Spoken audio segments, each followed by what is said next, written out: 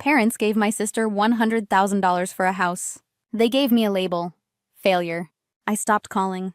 2 years of clean, chosen silence. Yesterday, my sister drove past lavender rose and a tin roof. She called Dad, breathless.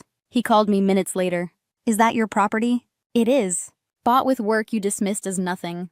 Built without your hands or your help. He softened his voice, pretending concern. Let's talk like adults. We are. Adults set boundaries. Adults keep gates closed. I ended the call and watched the field settle.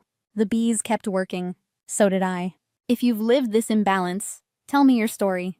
They invested in her, so I invested in myself. My sister, Veronica, made honor roll every year.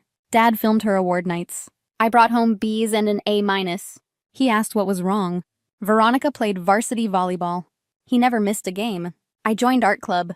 Mom forgot to pick me up. Mrs. Chen drove me home again. Her car heater saved my fingers. 16th birthdays showed the math. Veronica got a car, detailed to mirror shine. Mine was Applebee's and a $50 card. Be grateful, Mom said, smiling for photos. Veronica went to UCLA, fully funded. They hosted a send-off with church friends. I got a state school acceptance. I asked about tuition help. Dad carved pot roast like a judge. We're not paying for that. Mom leaned soft and reasonable.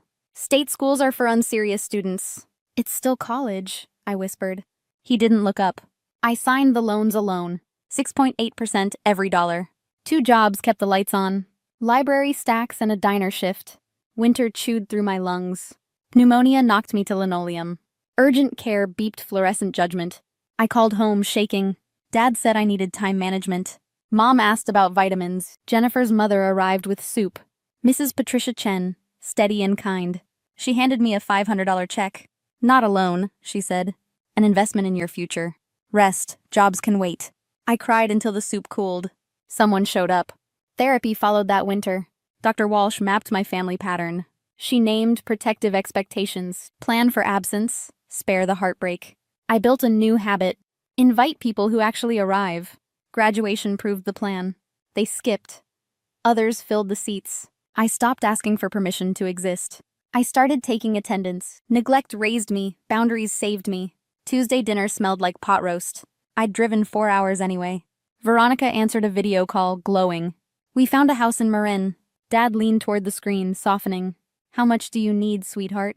100,000 closes the gap. She smiled like sunshine. Mom and Dad traded a look. They decided without words. Consider it done, Dad said. We'll wire it tomorrow. My fork clattered against porcelain. You're giving her 100,000? We're investing in her future, Mom said. She smoothed a non-existent wrinkle. What about school for me? You refused to invest, Dad said. You went to a state school? Unserious, Mom added, almost cheerful. It's still college, I said. My voice sounded 14 again. Dad's expression hardened to granite. You're the family failure, Camilla. The room tilted. No one argued with him. Veronica's face flickered, then steadied. She didn't disagree. I stood up quietly. I'm finished with this dinner. Sit down, Mom snapped. We're not done here. I am, I said. I left without a coat. Night air bit, clean and cold. I didn't go back. On the highway home, tears came. Then something tougher arrived. By morning, I changed my phone. Silence became policy. No contact wasn't a stunt. It was healthcare. Holidays tested the new rule. Guilt tried every door. Thanksgiving tasted like Thai takeout. I watched movies and breathed. Christmas rang with blocked calls. 17 voicemails saying, come home. I saved 2 for documentation. Both performed concern as control. I time-stamped each message calmly. I transcribed the sharpest sentences verbatim. Paper held what memory distorts. I slept better afterward. Then I went to the Chens. They pulled up a chair. Jennifer's brother taught me a game. Her grandmother told immigration stories. Mrs. Chen pressed leftovers into containers. You belong here, she said. In January, therapy restarted. Dr. Walsh slid over worksheets. Your parents' voices colonized your thoughts. Let's evict them, gently. We labeled intrusive lines by source. Dad said, not truth. We replaced them with facts. Dates, deliverables, deposits, referrals. I wrote 3 counters per criticism. It felt mechanical, then merciful. In therapy, we rehearsed boundary scripts. I practiced saying no without essays. No is a sentence, she said. I said it twice, then thrice. I built a cheering section deliberately. People who showed up, consistently. I answered fewer imaginary arguments. I answered emails instead. Mom tested every boundary anyway. Texts shifted from syrup to knives. I archived them into a folder. Evidence beats memory during storms. Weeks passed without calling them back. Breathing learned a new cadence. Silence hurt at first. Then it healed straight. They named me failure, so I removed their access. Work became my refuge, then my launchpad. Freelance first. Anything that paid on time. I rebuilt my portfolio at midnight. Case studies spoke, not apologies. Clients stayed when I raised rates. I stopped flinching at silence. A tech company noticed my consistency. Offer letter arrived on a Tuesday. Senior designer, real salary, benefits, equity. I signed before doubt woke. Sharon, my manager, valued problem solvers. Show your thinking, she said. I learned to present without shrinking. I learned to defend calmly. The imposter voice softened with data. Ship dates, research notes, outcomes. A year later, promotion landed. Lead designer, larger scope, better leverage. 18 months after, I pivoted. Startup role with meaningful equity.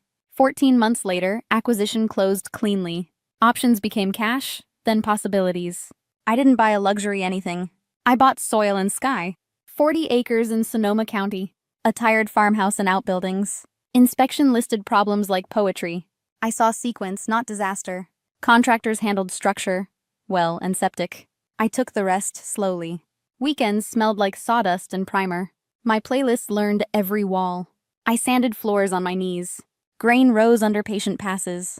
I painted trim after sunset.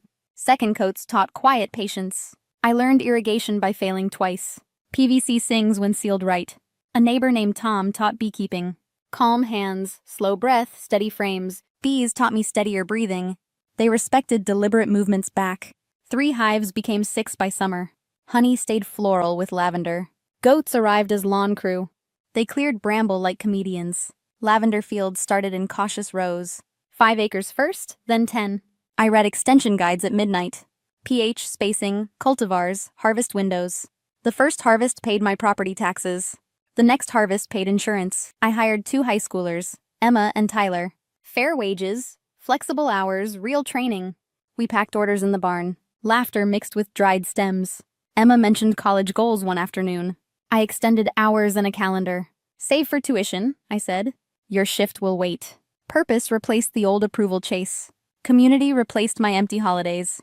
I asked for an appraisal in spring. New roof, restored floors, productive acreage. The number arrived on a Thursday. 2.3 million, conservative estimate. I set the paper down slowly. Then I went to change filters. Growth looked like hard checks cashed. Like hands marked with lavender, not applause. I slept without bracing for judgment. I woke without asking permission. The farmhouse finally felt finished. The fields hummed their steady proof. I planted lavender, and outgrew their narrative.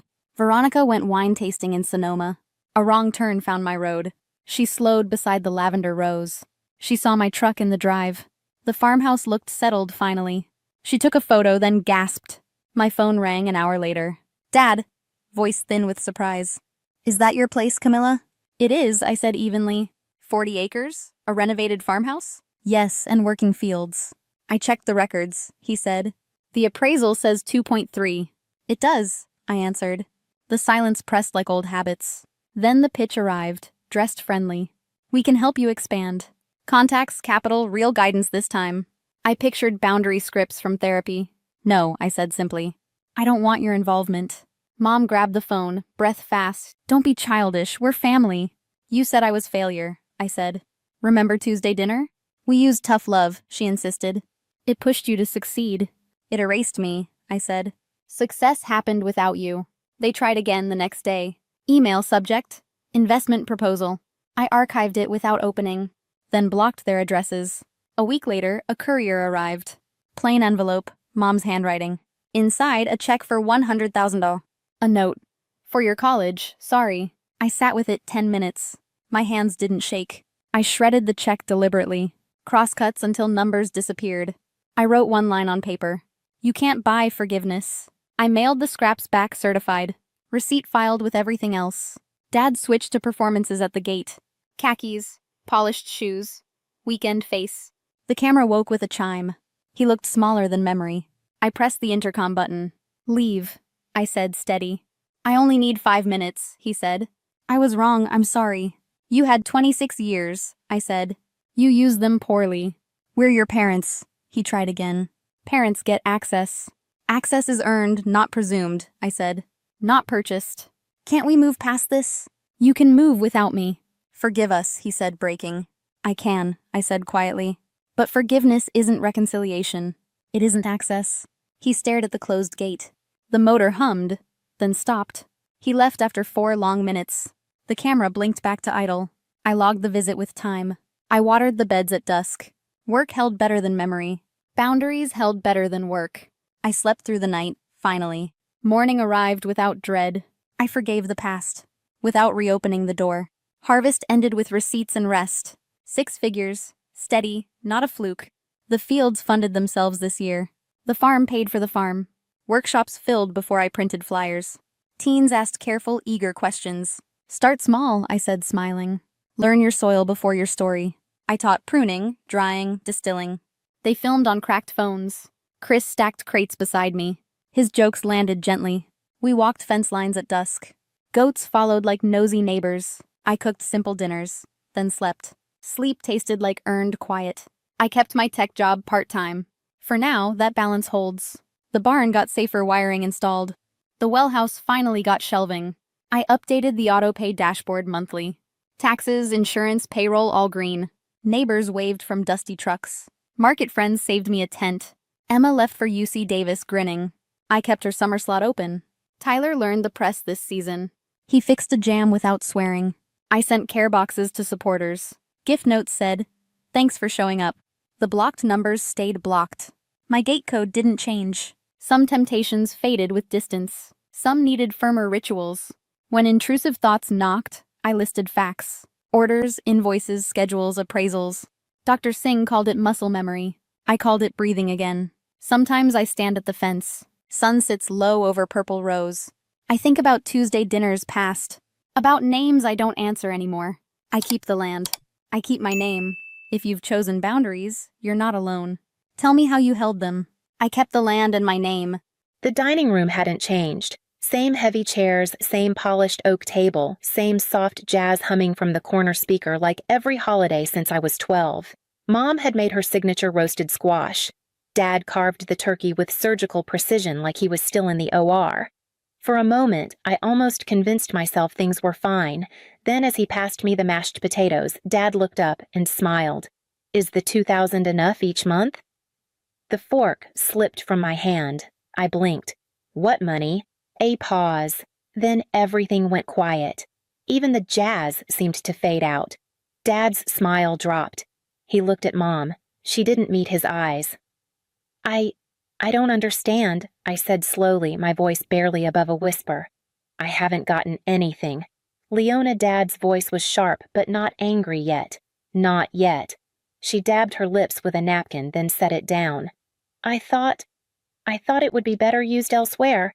Better used, he repeated louder now. You told me you'd handle the transfers. I did, she said simply. To who? His voice cracked. Because it wasn't to Iris. Mom reached for her water, but her hand trembled slightly. Soraya's program is more expensive. She needs it more. You know how hard it is to break into fashion. It's competitive, unforgiving. And Iris is what just supposed to survive on scraps while our other daughter walks through Rodeo Drive Byron. He cut her off. No, I need to know. For how long? She sighed. Since August. He turned back to me. Iris, you've had nothing. No transfers, no support at all. I shook my head. I asked once. Mom said there wasn't anything left after tuition. His shoulders fell. I thought you were okay. I've been working nights, I said. Tutoring, bar shifts, skipping meals. But sure, I'm fine. Mom's chair creaked as she stood. Don't do this here. It's Thanksgiving. Dad didn't move. He just looked at me like he was seeing me for the first time in a very long time. I need some air, I said, standing. The hallway felt too quiet, too familiar. I stepped outside, clutching my jacket, and tried to breathe. The fall semester blurred into long nights and longer days. I stacked my schedule until there wasn't a single blank square left on my calendar. Anatomy lab in the morning, tutoring in the afternoon's bar shifts that stretched past midnight. I told myself it was temporary, just until I caught up, just until rent cleared, just until I could breathe. Most days I skipped breakfast. Lunch was whatever I could grab between buildings, usually a protein bar and black coffee. Dinner was instant ramen or day-old pastries from the cafe near campus that tossed out unsold stock at closing. My shoes had started to separate at the soles. I stapled them shut. On a Friday night shift at the bar, my body finally stopped pretending. I remember the moment clearly, tray of drinks in hand music pulsing, someone waving for service. Then heat. Then nothing. When I opened my eyes, it was sterile white above me, the slow beep of monitors and IV in my arm. The ER nurse asked if I had anyone to call. I said no. Later, my manager told me he'd called my parents after the ambulance came. No answer, he said. Left messages. Figured they'd show. They didn't. 2 days later, Cal and my lab partner showed up uninvited. He'd heard through the grapevine. Carried a plastic bag of groceries and a pan of baked ziti. I hadn't told him my address, but he found me anyway. "You look like you're disappearing," he said, setting the food on the counter. I sat at the edge of my bed, legs folded, hoodie pulled tight. "I'm fine," I said. He didn't argue. Just handed me a plate and sat across from me in silence. I took a bite. It was warm and real, and I had to stop myself from crying over a forkful of noodles. That night I slept for 12 straight hours. The next morning I checked my phone. 2 messages from Mom. The first, "Glad you're doing okay. Can you send to Soraya the name of that skincare brand you liked?" The second, "Don't forget to eat." I deleted both. Later that week, I saw Soraya post a video from a brunch spot in West Hollywood, her face lit by filtered sunlight, captioned with, "No better way to start the day." "Thanks, Mom." I stared at the screen for a long time before opening my banking app. My phone screen had a thin crack running across the lower corner, splitting faces and text just enough to distort the illusion. Still, I scrolled. Not because I wanted to, but because I couldn't not. Soraya had just posted a carousel from a rooftop lounge in West Hollywood. There were velvet chairs, gold-rimmed cocktails, the kind of sunlight that made everything look expensive. She was in a cream silk dress tagged Dior hair, swept up in a way that probably cost more than my entire week's groceries. The caption read, "Mom always knows exactly what I need." Brunch life. LA style. Gifted, I locked my phone, set it face down on the floor, and leaned back against the mattress. The ceiling above my bed was flaking paint. The mini fridge hummed loudly in the corner. I hadn't bought fresh vegetables in 3 weeks. A month ago, I had emailed Mom asking if she could help cover the cost of a new anatomy atlas. Mine was falling apart, pages missing, water-stained from an overturned cup during an overnight cram session. She replied the next day, "That's a luxury iris. You'll have to make do." The same week, Soraya posted about her new Balenciaga boots. Thanks to my amazing mom for always supporting the dream, I could still hear her voice, sugary and effortless. I wasn't angry, not exactly, just hollowed out, like whatever part of me had once fought to explain the imbalance had finally gone still. I wasn't asking to be spoiled. I just wanted to stop rationing Tylenol. I picked up my phone again. Soraya's latest story was a short clip, her laughing hair blowing as she leaned over a balcony with the city spread beneath her like a stage. There was jazz playing softly in the background. I watched it 3 times before muting the sound and opening the camera. The lighting in my room was too dim for anything to look good. Still, I took a picture. Cracked nails, calloused fingers, the same gray hoodie I'd worn for 4 days. No caption. I didn't post it. Instead, I pulled up my contacts and scrolled until I found her name. I hadn't called Soraya in months. Most of our exchanges were one-line texts, always initiated by me. I stared at the screen thumb hovering before pressing the call button. Soraya picked up on the second ring. Her voice was light, breezy, just like I remembered. "Iris, wow. You never call. Everything okay?" "Yeah, I lied. Just wanted to check in. It's been a while." She laughed. "You miss me?" "Sure." My voice was thinner than I meant it to be. She started talking about a recent fashion shoot in Pasadena. The stylist, she didn't like the almond milk shortage at her favorite cafe. I let her go on pretending to listen while I counted the unopened bills on my desk. Eventually, I asked, "How do you manage it all financially? LA isn't cheap." "Oh," she said with a shrug I could hear through the phone. "Mom handles it. She wires me $3,500 every month, sometimes more if I've got shoots or networking events." My mouth went dry. "That's great." "Yeah," she said, oblivious. "She just gets it, you know." "She always says it's about investing in the dream. Anyway, how are classes?" I barely heard the rest of the conversation. I nodded and said, "Uh-huh, and that sounds cool in all the right places." My face felt hot. My hands wouldn't stop shaking. When we hung up, I stared at my reflection in the window. I looked pale, smaller, like something had been peeled back. I opened a new tab and searched for flights. The cheapest seat had 2 layovers and a 6-hour delay, but it would get me to Chicago in time for Thanksgiving dinner. I clicked Book Now. Then I closed my laptop, slid the tray of bills aside, and started packing. I didn't know exactly what I was going to say when I got there, but I knew I couldn't stay quiet anymore. And I knew the table I'd be sitting at would never feel the same again. We sat at the kitchen table, sunlight pouring through the same windows I used to press my spelling tests against for praise. The meal was quiet, almost careful. Mom had made lentil soup and chicken salad, nothing extravagant, but more than I'd had in weeks. I forced down 2 bites before setting my fork aside. Dad glanced up. "You've lost weight." I shrugged. "I guess." "You okay?" "Define okay," I said. He frowned. "What do you usually eat? Instant noodles, discounted sandwiches, leftovers from work if I'm lucky." He paused.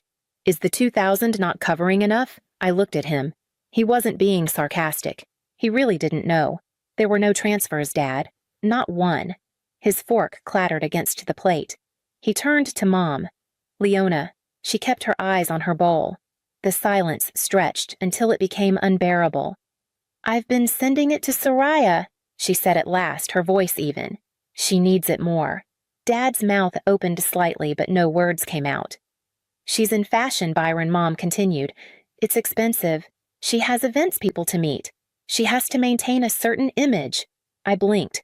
"And I don't need to eat." Mom glanced at me like she was startled to hear my voice. "I'm not saying you don't need help," she said carefully. "I just thought, you're stronger. You've always managed. Soraya's more sensitive." Dad stood up slowly.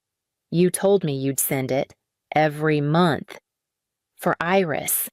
You let me believe she was fine," Mom said louder now.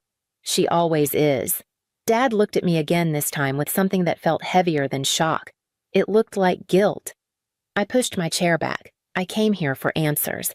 I didn't expect them to be so simple. Mom turned toward me, but I was already on my way down the hallway, her voice fading behind me as I reached my room and closed the door. Dad knocked that night. I didn't answer, but he opened the door anyway, slowly, like he wasn't sure if he had the right to be there. "I couldn't sleep," he said. "I just keep going over it all." I sat up waiting. She told me she was sending it. Every month. "I thought you were okay. I thought you were comfortable." I didn't say anything. He sat on the edge of my bed. "You remember when Soraya got her car?" I nodded. "I got maybe next year." He exhaled through his nose, like the memory hurt more now. "I said we could only afford one vehicle at the time. She told me you didn't mind." "I did," I said simply. He nodded slowly. "I keep thinking back. This summer you wanted to do that medical camp. She said you changed your mind, said you wanted to stay home and save money. I cried for a week when she told me we couldn't afford it. Soraya went to Italy that summer." He looked away. I should have asked more questions. She made it easy not to. He was quiet for a long time. "Then she always said you were independent, that you didn't need as much, that you'd find a way." "She wasn't wrong," I said. "I did find a way. I just shouldn't have had to." His jaw tightened. "This isn't about strength, Iris. It's about fairness." And I missed it. For too long. I could hear them arguing again downstairs. Mom's voice rose sharp. Something about loyalty. His response, lower, angrier, cut through the walls. I closed my eyes. It wasn't just about the money anymore. It hadn't been for a long time. The next morning, I found Dad in his study glasses low on his nose, scrolling through bank statements. He didn't hear me approach. "Iris," he said when he noticed me, "I need you to know I didn't just believe your mother." I handed her access. "To what, the trust," he said, "the one set up for you and Soraya, split evenly. I thought it was locked until you turned 25, but apparently she's been diverting funds to a separate account, in Soraya's name only." He rubbed his temples, his voice tight. 250,000 so far. I felt something shift inside me. Not shock exactly. Just confirmation. "What now?" I've already called the attorney. "We're starting the process to reverse the transactions. It'll take time." I nodded. That was all I could do. Later that night, their voices rose again. This time, sharper, messier. "You didn't even ask me," Dad shouted. "That money was for both our daughters." "She needs it more," Mom snapped. "I did what was best for her," he said. "Not for us. Not for Iris." Hearing my name like that, loud, defended, not dismissed, sent something through me I didn't have words for. I stood at the top of the stairs, listening. "I trusted you," he said again, quieter now. "And you stole from our own child." I turned away before I could hear her answer. I already knew what it would sound like. Soraya called 2 days later. Her voice was tight-clipped at the edges. "Mom told me I'm only getting 1,000 a month now." "Is that true?" "Yeah," I said. "Dad's handling the finances now." She exhaled sharply. "I can't live on that. Rent classes materials, I know." There was silence, like she was waiting for me to offer a solution. I didn't. "Do you really think this is fair?" she asked. "I think it's overdue." She hung up. That night, I caught Mom slipping money into an envelope. She didn't see me standing in the hallway, but I knew what it was for. Later, Dad did too. He didn't raise his voice. He just stood across from her in the kitchen and said, "I can't do this anymore." She stared at him, unblinking. I was trying to protect her. He didn't flinch. "And who was protecting Iris? Iris is fine," she said. "She's always been fine." He looked tired. "You keep saying that like it justifies everything." "I just wanted the best for Soraya." He shook his head. And what did Iris get? Mom didn't answer. The next morning, he called a lawyer. By the end of the week, he had filed for legal separation. The house felt different, quieter, like something had cracked and let in air that had never been allowed before. Mom moved through the days like she was underwater. She cooked, she folded laundry, she rearranged books that hadn't been touched in years. But she didn't talk to me. Not really. I stayed for 2 more nights. The silence between rooms stretched like something no one wanted to name, and when I packed my bag and zipped the last pocket shut, she stood in the doorway, arms crossed, like she couldn't decide if she was going to say something or not. She didn't. Back in Philadelphia, the days felt different. I dropped 2 of my shifts. The bar let me keep weekends. I kept tutoring because I liked the quiet clarity of explaining things. The rest of the time, I studied, slept, and ate food that didn't come from a packet. My grades climbed fast, not because I suddenly got smarter, but because I could finally breathe. I bought myself a pair of new sneakers, not expensive, just intact. They felt like an upgrade I had to earn twice, once in work, once in worth. Soraya texted more often. At first, it was out of habit. Then it turned into something else. She sent pictures of outfits she'd styled for clients at the boutique. "They're not designer, but I like them more," she wrote once. "They actually feel like mine." I didn't know what to say, so I just said, "I'm glad." One night she called without warning. Her voice was quieter than usual. "I think I finally see it now." "See what it cost you. All of it." There was a pause long enough to feel honest. "I didn't want to believe it," she said, "because if I did, I'd have to admit Mom made things easier for me, and that meant she made things harder for you." I leaned back in my chair, staring up at the ceiling. "I don't need you to feel guilty," I said. "Just don't pretend it was fair." "I won't." That was all we said for a while. I heard the clink of glass on her end, probably tea-not wine. Soraya never liked alcohol. She hated the taste. I always thought that was funny. She cleared her throat. "Are you going home for the holidays?" "Not sure. Dad's going." "I am too." I hesitated. "Maybe we could go together," she added. I didn't say yes. But I didn't say no either. It's been a year since that dinner. I'm still in Philadelphia, still in school, but everything feels steadier now. I sleep, I eat, I study without watching the clock like it's a threat. My professors have noticed the difference. So have I. Soraya's still in LA, but she's not the same girl who used to post every brunch. She works part-time at a boutique that promotes sustainable fashion. She designs pieces from leftover fabric and talks more about craftsmanship than couture. The pride in her voice is quieter but real. Mom works at a home goods store now. She says it's temporary, but I don't ask for more. Our calls are brief, polite. There's distance neither of us knows how to cross.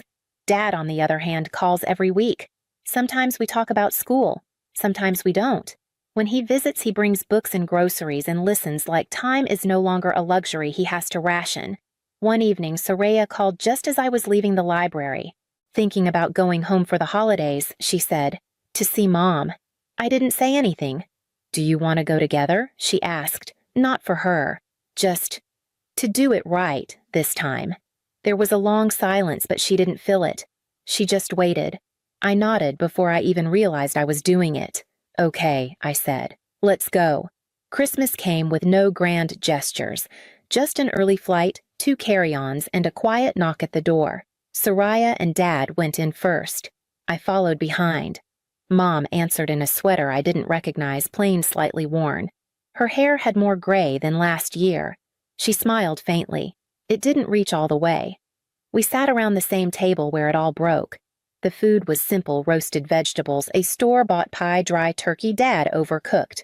No one brought up the past, but no one pretended it hadn't happened either. That, I think, was the win. We passed dishes. Soraya complimented the stuffing. Dad asked about my classes. Mom said she was still getting used to retail hours. It was honest, not warm, but honest. Later that night, I unpacked in my childhood room. The walls looked smaller. I pulled out a plain white envelope from my bag, my tuition receipt. I placed it in the drawer next to a folded note Dad had written a few months back. It read, "This is yours. Not because you earned it, but because I finally saw you." I read it once more before closing the drawer. For a long time, I thought love had to be proven. That silence meant strength, and strength meant not needing anything. But I don't believe that anymore.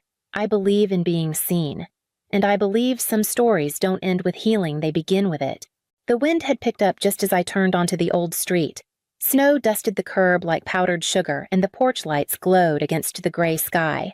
I parked by the mailbox, the same dented one from when I was a teenager, and sat for a moment with my hands wrapped around the steering wheel.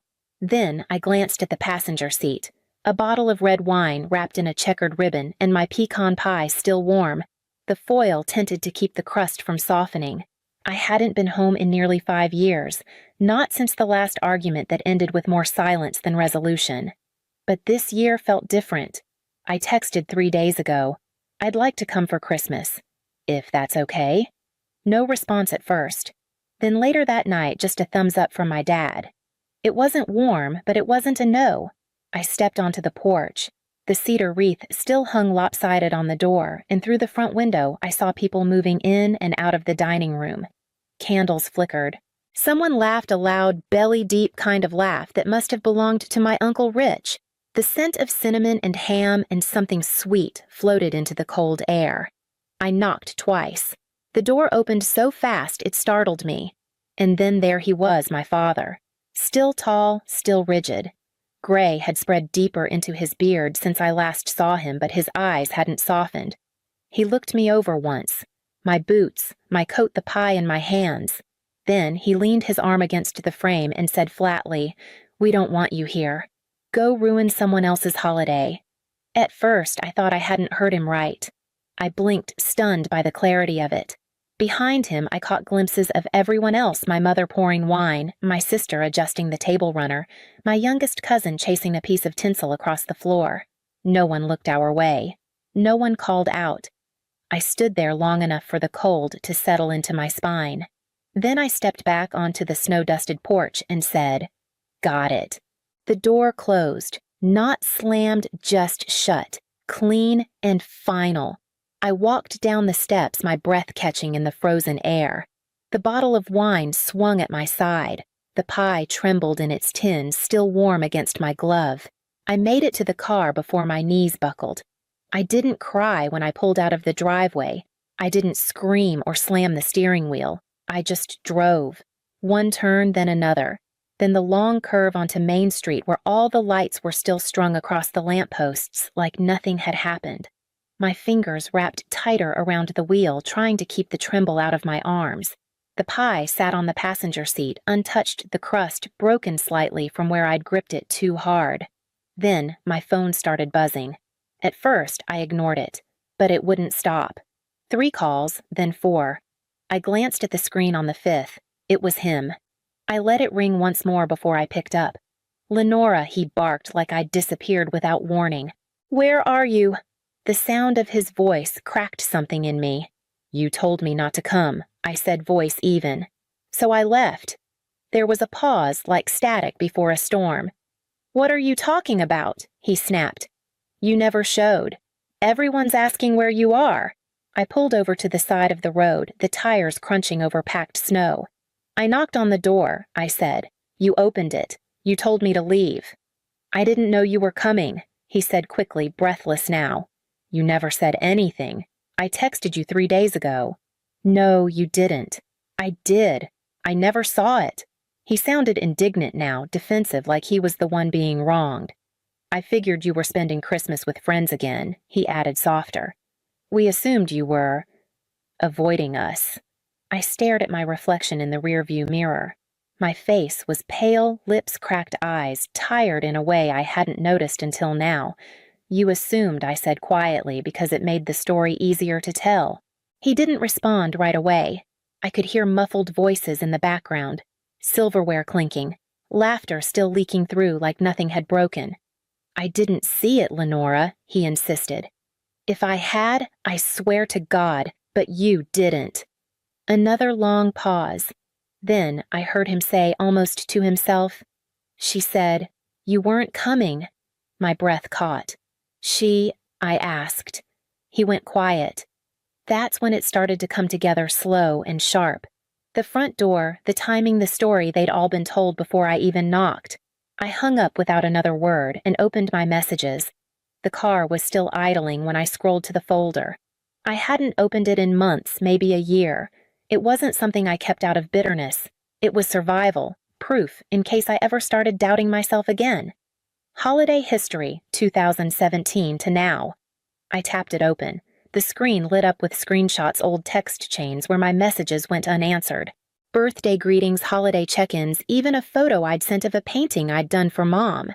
Seen, never acknowledged. I kept scrolling. A clipped voicemail from last Thanksgiving, his voice cool, saying, "Well, if you cared about family, you'd show it." I had responded. He just never listened. There were more. Voice memos I'd recorded after fights, therapy reflections, pieces I never shared with anyone. I wasn't trying to build a case back then. I was trying to hold on to what was real. The truth had this way of slipping through my fingers whenever I confronted him directly. He'd always twist it, talk over me, call me too sensitive. But the last file in the folder was new. It was a short audio clip, 13 seconds. I'd pressed record without thinking the moment I saw his face at the door. I hit play. His voice low and flat. "We don't want you here. Go ruin someone else's holiday." A pause. Then quieter as the door closed. "That should do it." I stared at the phone chest tight. There it was, intent, not reaction. He hadn't just pushed me away. He had planned for it. Told a version of the story where I never tried, never showed, never mattered. So when I appeared, he needed me gone fast enough that no one would have time to ask questions. But I had the record. My hands stopped shaking. Slowly, I tucked the phone into my lap and looked out at the road stretching ahead of me. The cold outside hadn't changed, but something inside me had. I wasn't going back to be included. I was going back to be heard. I turned the car around without thinking. The roads were slick but familiar. I knew the timing, the traffic, even the way the holiday lights glowed just a little duller the farther I got from Main Street. I didn't rehearse what I was going to say. I didn't need to. I wasn't walking into that house for forgiveness. I was walking in with facts. When I pulled into the driveway again, the porch light was still on. From the outside, nothing had changed, but I had. This time when I knocked, it was my mother who answered. She blinked like she was seeing a ghost. Lenora. She asked, her voice low and confused. I didn't wait for an invitation. I stepped past her into the hallway where the scent of pine and sugar clung to the air. My boots left melted snow in small puddles behind me. I heard voices from the dining room, laughter softening into confusion as I entered. My father was sitting at the head of the table, a glass of bourbon half drained in front of him. He looked up stunned for a second, then leaned back in his chair. My siblings fell silent. A fork clinked against a plate. I didn't come back for pie, I said, my voice calm and level. I came back for truth. No one moved. I pulled my phone from my coat pocket and opened the folder. Then I tapped play. His voice filled the room. We don't want you here. Go ruin someone else's holiday. And then, that should do it. For a second, no one breathed. My brother's face went blank. My aunt put her hand over her mouth. My cousin leaned forward slightly as if to confirm what she heard. My mother swayed a little where she stood. My father's jaw tightened. You always make everything about you, he said, too loud like volume could rescue him from exposure. No, I said evenly. I've just stopped letting you erase me. The room didn't erupt. It collapsed, quietly, completely. My mother looked at me with wide, wet eyes. Why didn't we see it sooner? She whispered. I didn't answer. I didn't need to. I could feel it in the shift of the room, in the way no one looked at him this time for guidance or defense. They looked at me. He stood up like he might say something more, but my uncle reached over and placed a steady hand on his arm. My father looked around, searching for an ally, and found none. The silence wasn't awkward. It was awake. And for the first time, I didn't feel like the problem in the room. I felt like the mirror no one wanted to stand in front of. No one told him to leave out loud, but the silence did. The way eyes shifted away, the way chairs leaned back from him just slightly. The way my brother set his napkin down and stood behind me without saying a word. That was all it took. My father looked around the room, waiting for someone, anyone to come to his defense. No one did. He muttered something under his breath, grabbed his glass like he meant to drain it, but changed his mind and set it down harder than necessary. Then he walked to the door without putting on his coat. He slammed it behind him. The sound echoed, then was gone. A few seconds passed. The wine glasses stopped trembling on the table. My aunt exhaled. My cousin sat back slowly. And then, one by one, people began to move again, gathering plates, offering to help clean up, checking in with each other in quiet voices. No one asked me to leave. I stepped out of the dining room into the hallway where the light was softer. I leaned against the wall for a moment, unsure if the shaking in my chest was grief or relief. Maybe both. My mother found me there. She didn't speak right away, just looked at me the way she used to when I was little and feverish, unsure how bad it really was. I thought you were the strong one, she said finally. I looked at her, at the tired lines around her eyes, at the hands that had poured drinks and kept the peace and stayed quiet. I wasn't strong, I said. I was tired. And you never asked why. Her mouth opened like she had a reply, but nothing came. She just nodded slowly like the words had landed somewhere deep and would take a while to settle. From the dining room, I heard someone laugh. Not the loud, hollow kind from before, something smaller, unsure. Like a crack in the tension. It wasn't joy yet, but it wasn't fear anymore either. Later that night, after most of the guests had gone and the dishes were stacked in the sink, my mother called me into the living room. She had a photo album on her lap, one I hadn't seen in years. The leather binding was cracked along the edges, the corners curled where time had worn them soft. She flipped through the pages slowly, her fingers pausing on each image like they were tiny traps of memory. Then she stopped at one. It was me, 12 years old, cheeks flushed, holding a blue ribbon in one hand and a framed certificate in the other. I remembered that day. It was the regional art fair.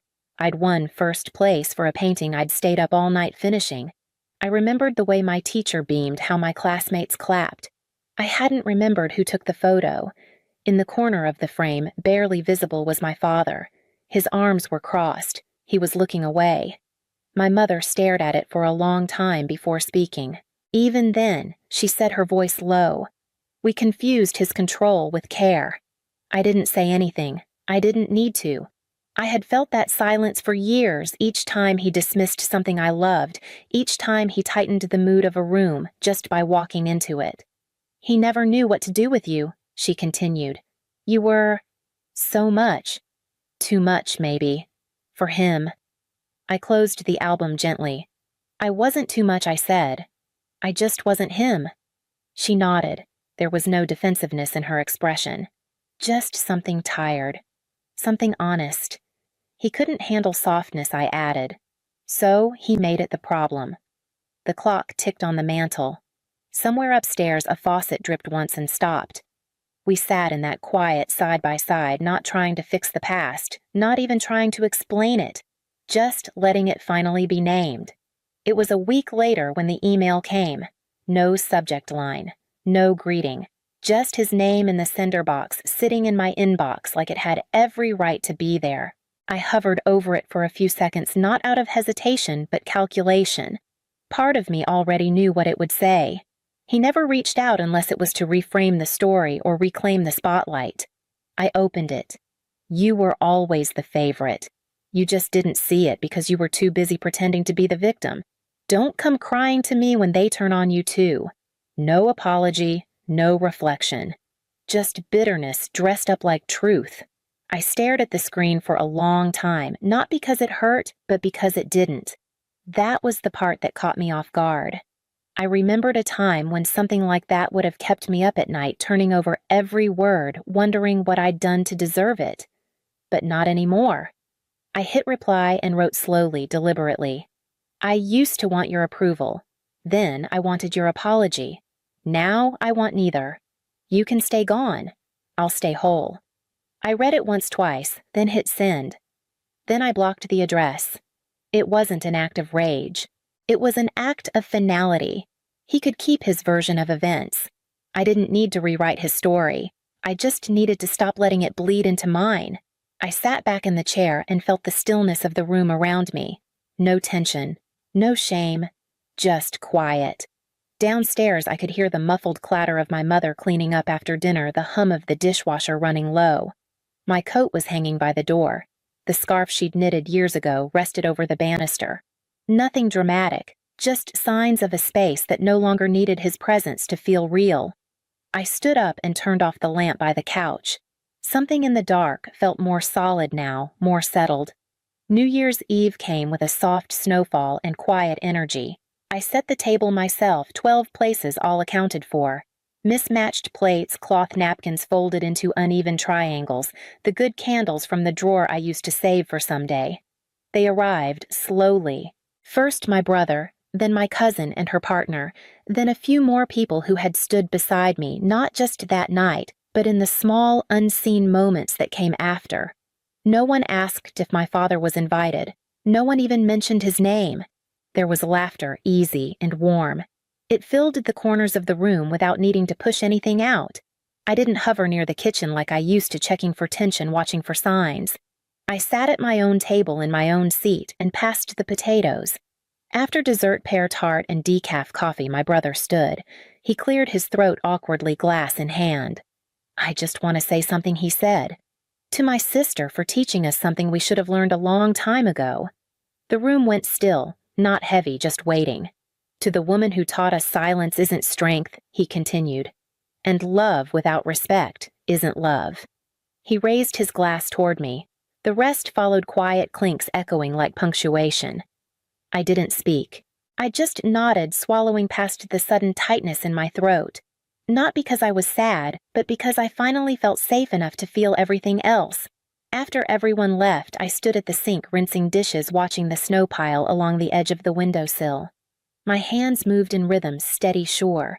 There were crumbs on the table coats, on the hooks a scarf left behind, and not a single empty chair. Spring came without announcement. One morning, the air just felt softer, the ground less frozen beneath my steps. I was trimming the porch plants when my cousin texted. He moved it read, "Out of state. Told Aunt May he's been erased from the family." I stared at the message, let it sit there for a while, unread in spirit if not in screen. I didn't respond. Not because I didn't care, but because I didn't need to care in the way I used to. The truth didn't require me to defend it anymore.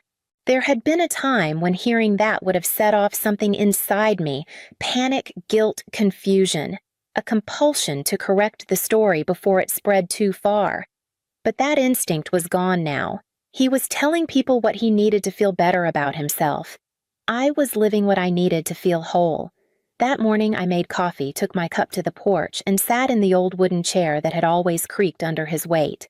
The sun hit the railing just right, casting pale lines across my knees.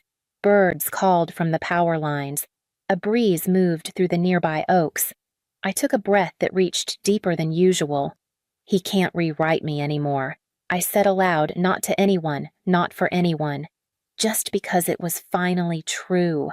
I watched the street below neighbors walking dogs, someone pulling a trash bin to the curb. A small, ordinary morning. No echoes. No shadows. I stayed there long after the coffee cooled, not waiting for anything, not measuring peace by anyone else's absence. Just letting it stay.